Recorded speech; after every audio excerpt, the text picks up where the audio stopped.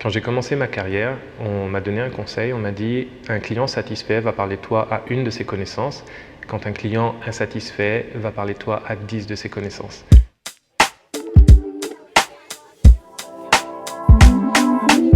Un 3PL, c'est une tierce partie logistique, c'est donc un partenaire d'affaires qui va vous aider à gérer toutes vos opérations. Ça commence par l'entreposage. On va aussi proposer la gestion des stocks. On va bien évidemment avoir la gestion des commandes, la gestion des retours, le courtage de transport. Et certains 3PL vont aussi offrir des services supplémentaires à valeur ajoutée, comme par exemple de l'étiquetage ou de la mise en trousse. Ça va s'adresser à un public assez large. On va parler par exemple de compagnies en démarrage qui ne connaissent pas ou peu la logistique et qui connaissent une croissance, qui ont besoin dans le fond d'un partenaire pour les aider à gérer leurs opérations à ce niveau-là.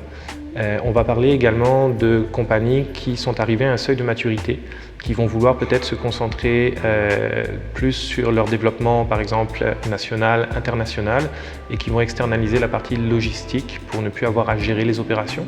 Et on a les entreprises briques et mortier qui ont amorcé leur virage numérique, notamment pendant la pandémie ou suite à la pandémie, qui ont connu une croissance assez rapide de leur vente en ligne et qui ont besoin d'un partenaire pour gérer la partie logistique qu'en général ils ne connaissent pas beaucoup.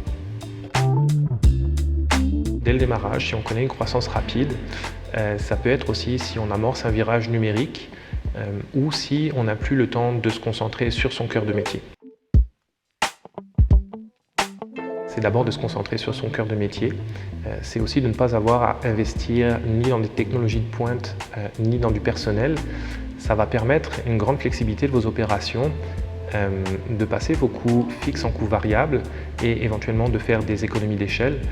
Puis c'est aussi une façon d'améliorer la qualité du service. Ça va être essentiellement la communication. Il faut que tout soit très transparent dans le processus, il faut qu'on ait beaucoup de visibilité des deux côtés, de façon à ce que le 3PL comprenne vos enjeux, vos besoins. D'aller les rencontrer physiquement, visiter les locaux, rencontrer les personnes avec qui vous allez potentiellement travailler. Vous allez donner une partie de la gestion de votre compagnie à un partenaire.